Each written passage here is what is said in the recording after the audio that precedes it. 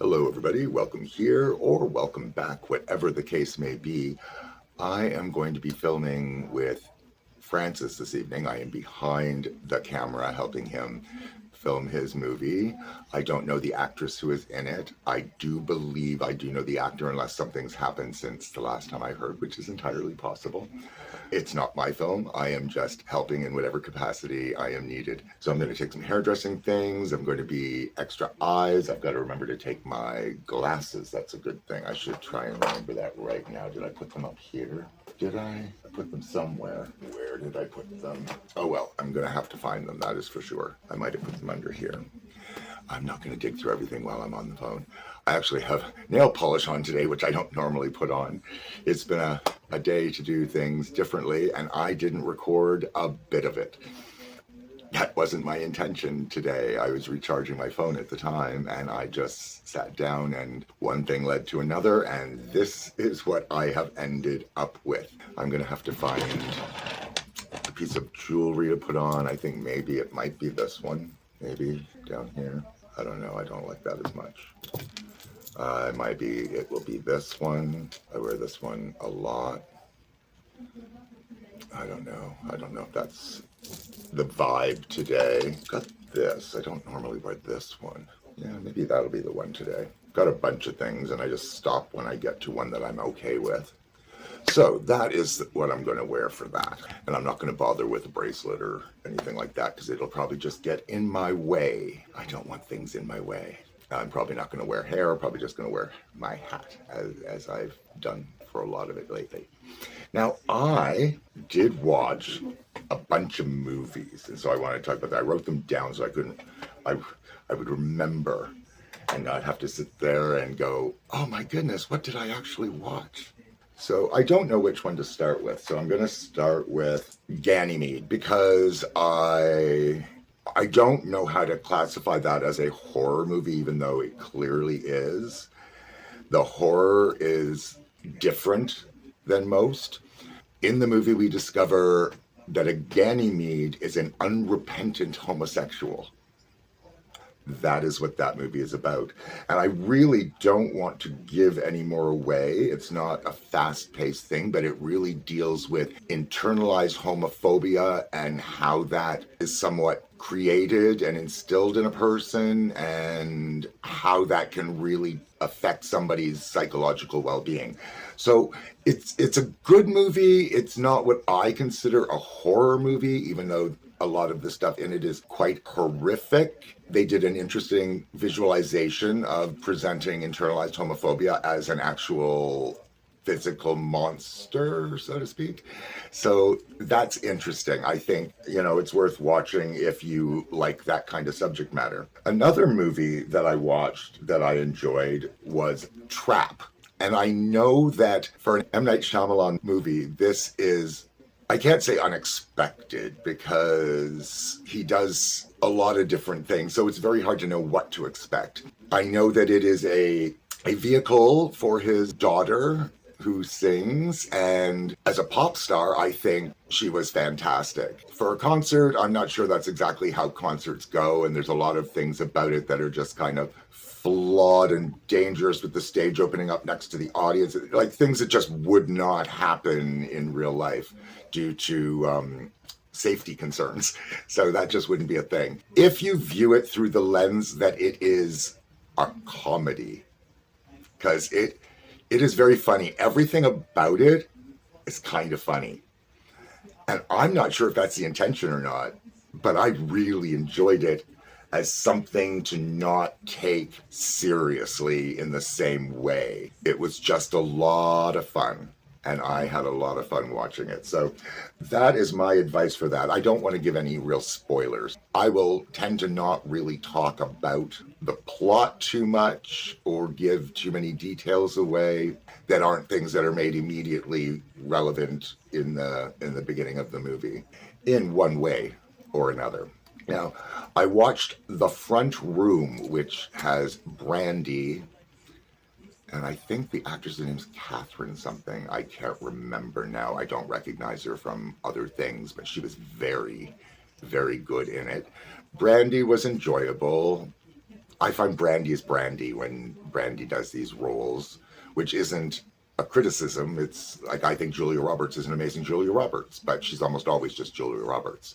And someone like, say, Glenn Close takes on all these different characters and plays them all quite convincingly as very different from herself.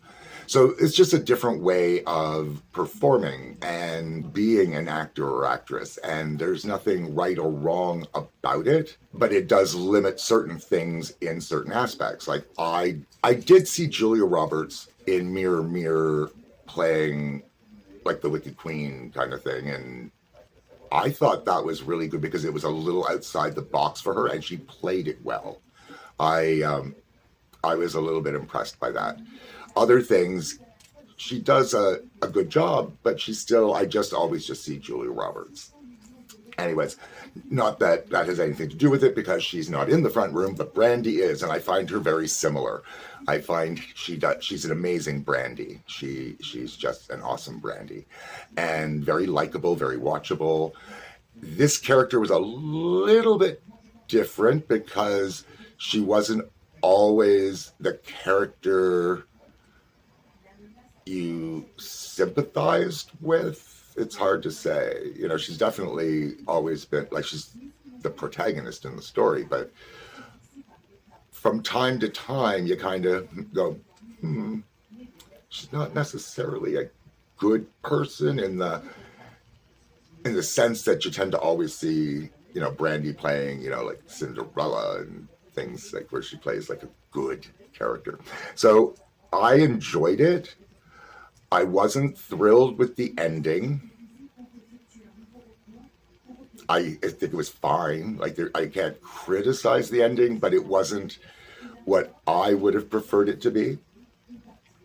Now, another one that I watched was Alien Romulus, and it is a very, very good fit with the rest of the filmography of all of the Alien movies. I thought it was really effective. Some of the CGI made it a little bit less tangible than the effects of the 70s when they did Alien. And I find that those effects still hold up today, whereas I can already feel what has just been released is kind of not as, I don't want to say good, it's very good. It's not as polished as I think it deserved to be, I guess is the best way I can put it. I don't want to criticize those elements. They were well done, but I'm not sure they're going to hold the test of time anywhere close to the way that the original Alien did. Okay, I'm going to move on from there. The Inheritance I watched, and it's, again, kind of funny, a little tongue-in-cheek. The pacing was a little bit hit and miss. It had a lot of great moments. There was a lot of fun things. I was surprised because I went into it thinking that the trailer that I had seen had given too much away, and it hadn't. The ending is fairly predictable very early on in a lot of ways. So don't expect it to be the best mystery maintained throughout. But it was still fun. I enjoyed it. Another movie I watched was Longlegs.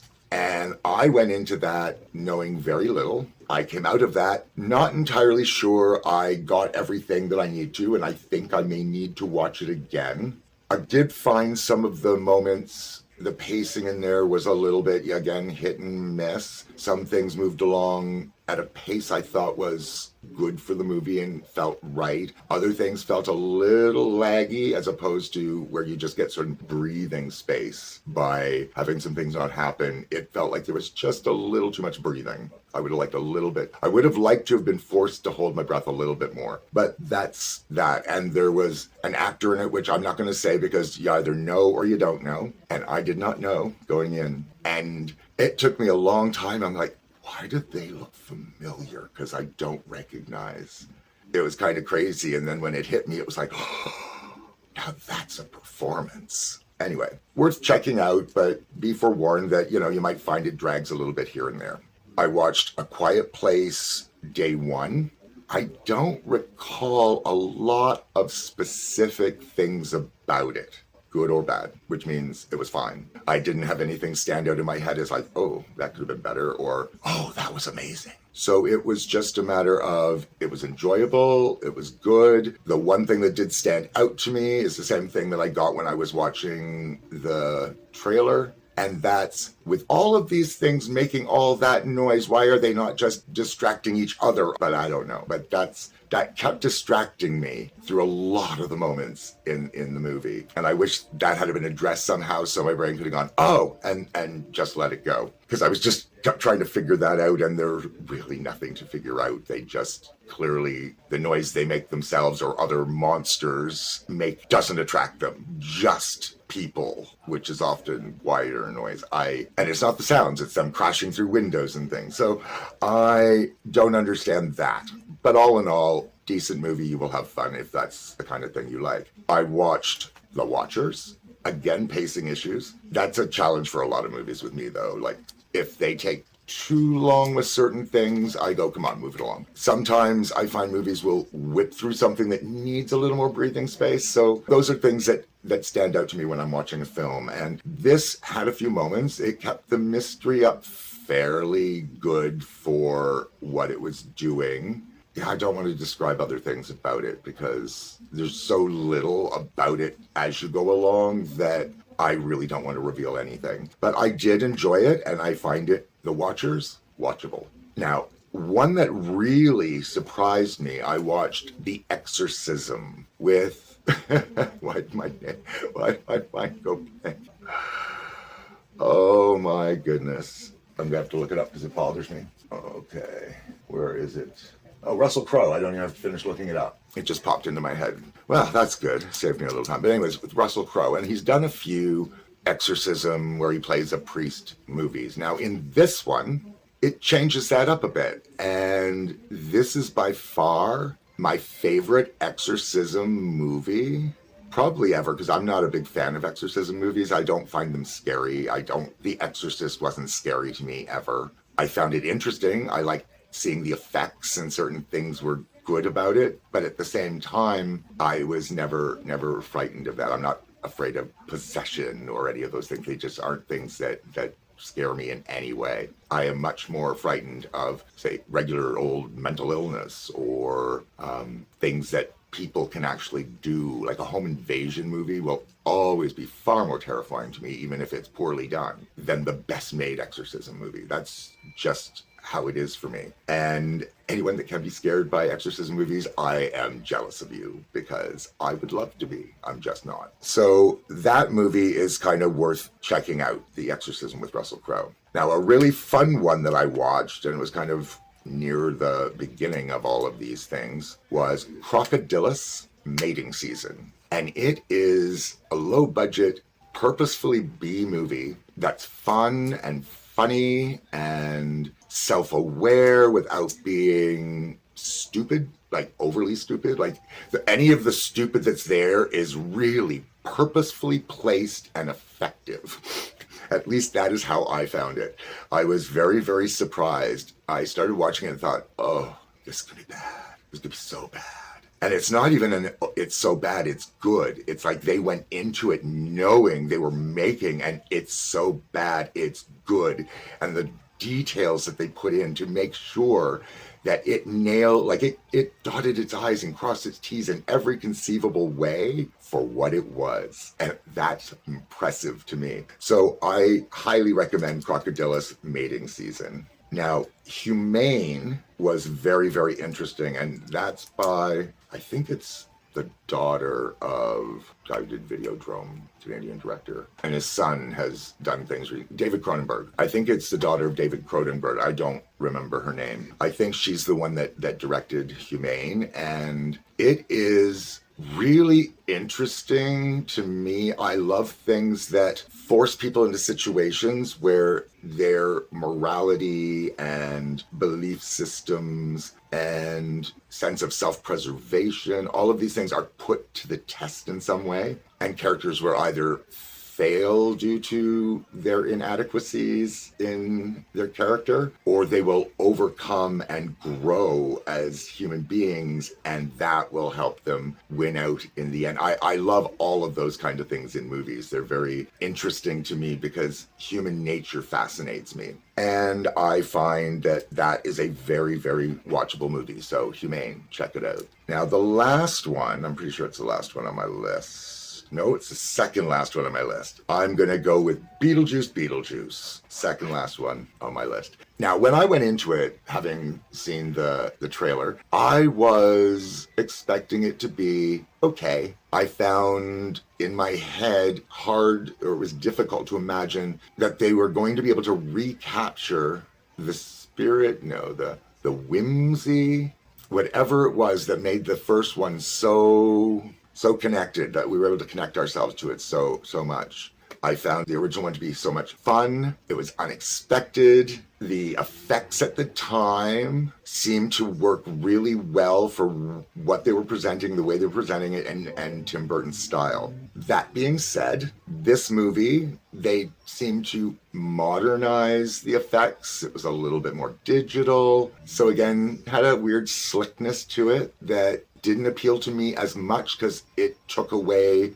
what I get whimsy from. So things that are claymation and puppetry and all that, I find much more whimsical and interesting than CGI. As a rule, there are exceptions. And I do think that they did a very good job doing it the way that they were doing it. I just had certain preferences that I would have enjoyed a little bit more. But what I can say about it is they got a new story. They introduced the characters well. The characters that weren't in it were handled really effectively. And it was a fun ride. I think it had a little bit more to say emotionally than the first one did. And yeah, I think people that are Beetlejuice fans of the original will probably really enjoy this. I think they stayed true to the spirit and everything of what came before it, Beetlejuice-wise. Okay, so now making sure I am officially on the last one is Speak No Evil. And I was expecting to not like this so much because I saw the original. Is the